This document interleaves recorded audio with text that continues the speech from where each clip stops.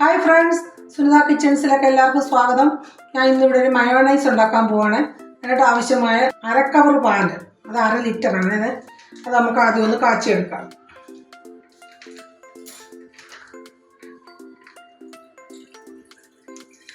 ഈ പാല് നമുക്കൊന്ന് പിരിച്ചെടുക്കണം കേട്ടോ.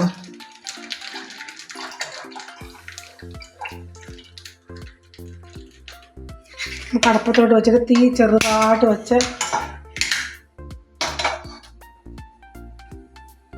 പാലൊന്ന് പിരിച്ചെടുക്കാം. പാല് ചുവന് തിളയ്ക്കേണ്ടത്. അതുകൊണ്ട് ഇതുകൊണ്ട് തിളയ്ക്കുന്നതിന് മുമ്പ് ചെറുതായിട്ടൊരു പത പോലെ വരത്തില്ലയോ, തിളയ്ക്കുന്നതിന് തൊട്ട് മുമ്പ് നമ്മൾ ഇളക്കിക്കൊണ്ടിരിക്കണം. തീരെ സിമ്മിലിടണം. തീ കൂട്ടിയിടരുത്, പാല് തിളയ്ക്കരുത് കേട്ടോ. തിളച്ച് കഴിഞ്ഞാൽ നമ്മളിനി ഇതിനകത്തിലിപ്പോൾ ഞാൻ ഒരു നാരങ്ങ പിഴിഞ്ഞ് വെച്ചിട്ടുണ്ട് കേട്ടോ. ഒരു ചെറുനാരങ്ങ പിഴിഞ്ഞ് വെച്ചിട്ടുണ്ട്. അതിനകത്ത് നിന്ന് അല്പം ചെറുനാരങ്ങയുടെ നീര് അതിനകത്തിലോട്ട് ഒഴിക്കുവാണ്. കുറച്ച് ഒഴിച്ച് നമുക്കിത് ഇളക്കി പിരിക്കാം. തീ കൂട്ടി വെക്കരുത്, ചെറുതായിട്ട് ഇളക്കാവും. തീ കൂട്ടി വെച്ചാൽ വലിയ 2-3 കട്ടയായിട്ട് തന്നെ ഇതങ്ങ് പിരിഞ്ഞു. അങ്ങനെ പിരിയരുത്. ചെറുതായിട്ട് പിരിപിരാന്ന് ചെറിയ കമ്പളയായിട്ട് പനീർ പോലെ നമുക്ക് ഇതിലെടുക്കാം.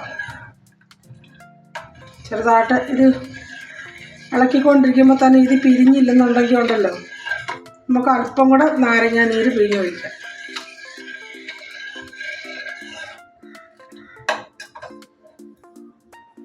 ഇതാണ്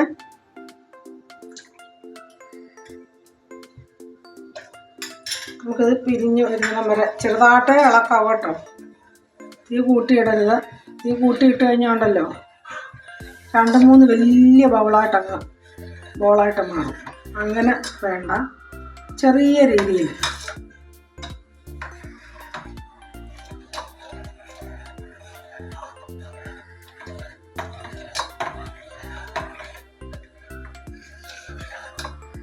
പിരിഞ്ഞ് തുടങ്ങിയിട്ടുണ്ട്. ചിലർ മയോണൈസ് ഉണ്ടാക്കുന്നത് ഗോൾഡ് വിന്നറ്, മുട്ട, അതൊന്നും കൂട്ടാൻ പറ്റാത്തവർക്ക്, എണ്ണവകകളൊക്കെ ഒത്തിരി ചെല്ലുന്ന അസുഖം ഉണ്ടാകുന്നവർക്കൊക്കെ നമുക്കിങ്ങനെ പാല് ചെറുതായിട്ട് ഇങ്ങനെ പിരിച്ച് നമുക്കിതൊന്ന് നോക്കാം. അങ്ങനെ ഉണ്ടാകും.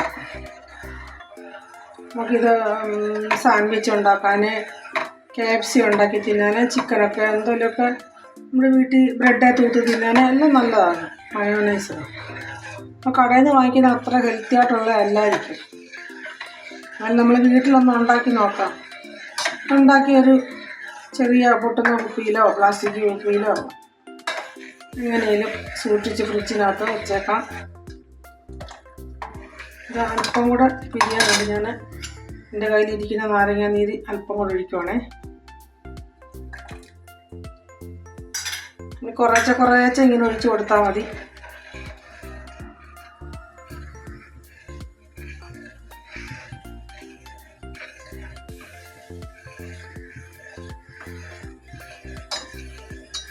പാല് പിരിഞ്ഞ് ഉടങ്ങി ഉണ്ടോ. ഇങ്ങനെ തീരെ വെള്ളം പോലെ വെള്ളം വേർതിരിയും, പാലിങ്ങനെ വരും.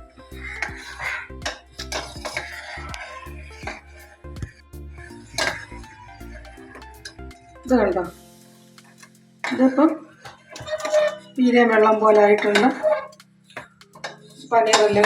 പനീർ പോലെ ആയി.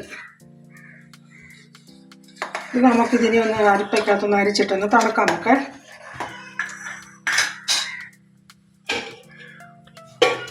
ഇത് ഓഫാക്കുവാണ്, തീ ഓഫാക്കുവാണ്. കണ്ടോ, ഒരു ചരുവത്തിനകത്തോടെ നമുക്കിത് പാല് ഒരു അരിപ്പ വെച്ചിട്ട് നമുക്കിതൊന്ന് അരിച്ചെടുക്കാം. കണ്ടോ, തീരെ വെള്ളം പോലെ എടുക്കുന്നുണ്ട്.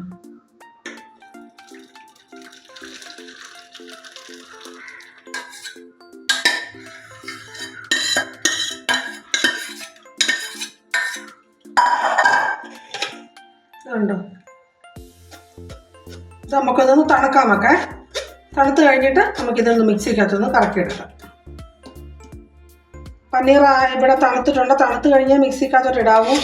നമുക്കിത് മിക്സിക്കകത്തോട്ട് ഇട്ടിട്ട് ഒന്ന് അടിച്ചെടുക്കാം. നല്ലതുപോലെ ഇതിൻ്റെ വെള്ളം ഇതിനകത്ത് നിന്ന് സ്പൂൺ കൊണ്ട് വെള്ളം ഞെക്കി പിഴിഞ്ഞൊന്നും കളയണ്ട. അതിനകത്ത് തന്നെ പോകുന്ന വെള്ളം മതി.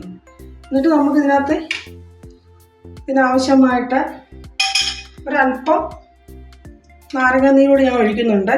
കുറച്ചേ ഒഴിക്കുന്നുള്ളൂ. അല്പം പുളി വേണമെന്നവർ ഒഴിച്ചാൽ മതി.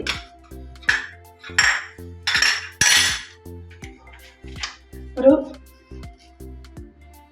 1/2 ടീസ്പൂൺ പഞ്ചസാര,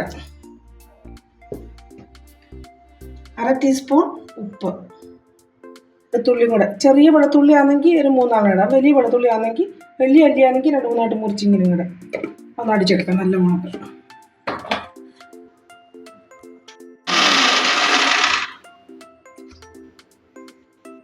നമ്മുടെ മയോണൈസ് ഇങ്ങനെ ആയിട്ടുണ്ട്.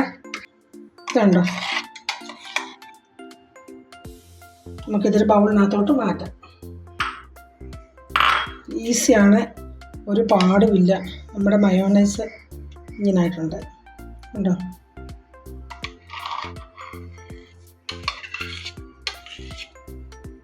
ആർക്ക് വേണേലും, ഏത് കുഞ്ഞുങ്ങൾക്ക് വേണേലും ഇത് പെട്ടെന്ന് തയ്യാറാക്കാം.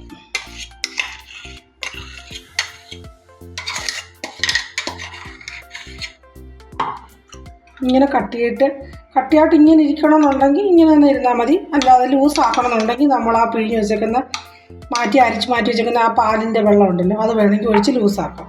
എനിക്ക് ഇങ്ങനെ കട്ടിയായിട്ട് തന്നെ ഇരിക്കുന്നതാണ് ഇഷ്ടം. ഇതെല്ലാവരും ഒന്ന് ട്രൈ ചെയ്യണേ. എൻ്റെ വീഡിയോ ഇഷ്ടപ്പെട്ടിട്ടുണ്ടെങ്കിൽ ലൈക്ക് ചെയ്യുക, ഷെയർ ചെയ്യുക, സബ്സ്ക്രൈബ് ചെയ്യുക. Thank you.